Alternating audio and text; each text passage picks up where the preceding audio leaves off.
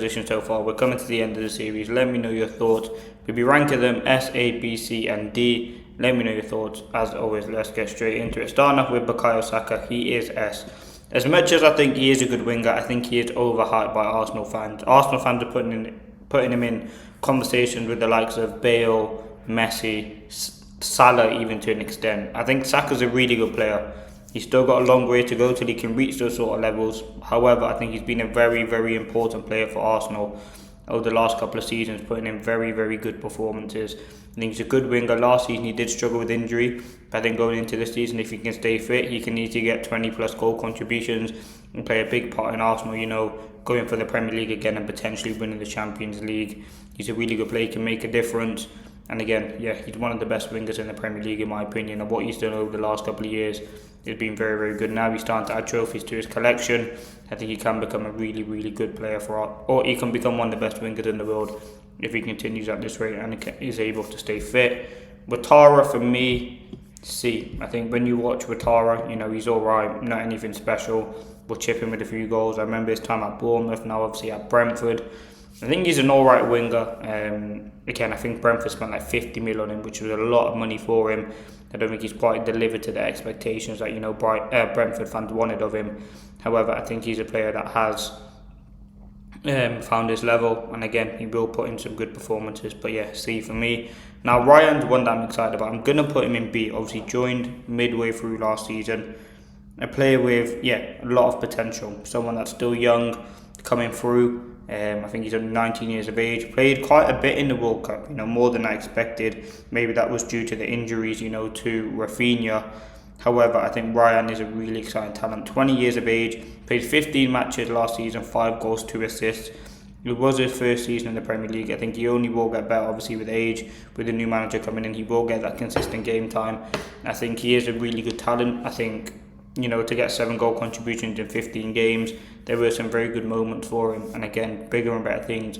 If he can develop, Bournemouth have a real habit of developing good players. So, I think he can become one of the best wingers in the Premier League. He is still only so young, but Bournemouth do have a really good player there. And I'm predicting for him to have a very big season. Now, Oscar Bob, you probably have to put him in at C. Struggled with injuries, Fulham took a punt on him. There's no doubt in his talent. I think going into this season now with Harry Wilson gone, there's going to be a lot of there's going to be a lot on him to stay fit in order so he can play the games. And as much as I think, he's a good player, he's got to prove it now playing game in, game out. That's going to be the biggest test for him. He obviously had that horrific leg break, I think it was, while he was at City. But I think he is an important player. And as I said, now with Harry Wilson gone, there needs to be a step up in his performances going into next season and consistently. Now, Tyler Diblin, D.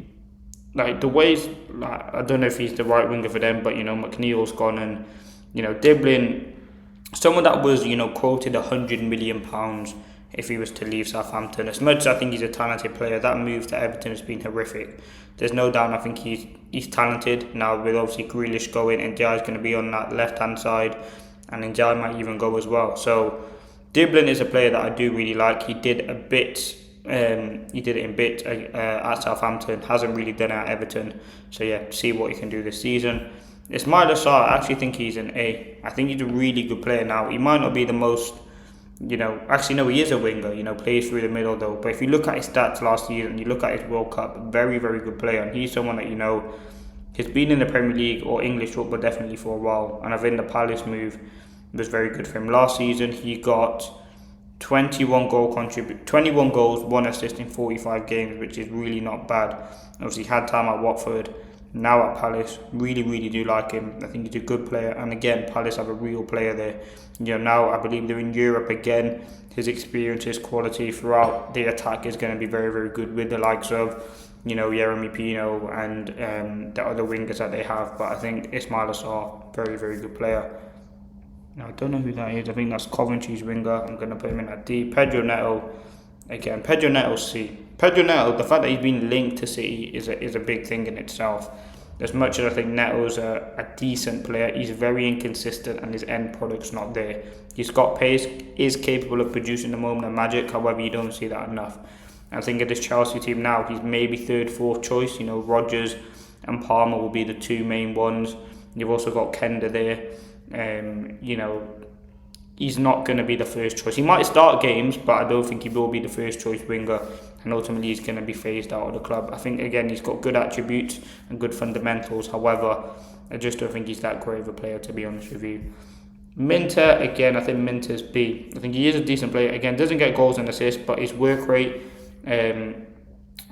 for Brighton is very, very good. I think he is still a young player, and again now with Matoma being out of form, with Welbeck leaving, Minter's a player who I think does have that quality, and again I think he really is an exciting player. Can play off the left, can play off the right. I think he's going to have a big season for Brighton. Semenyo is in at S.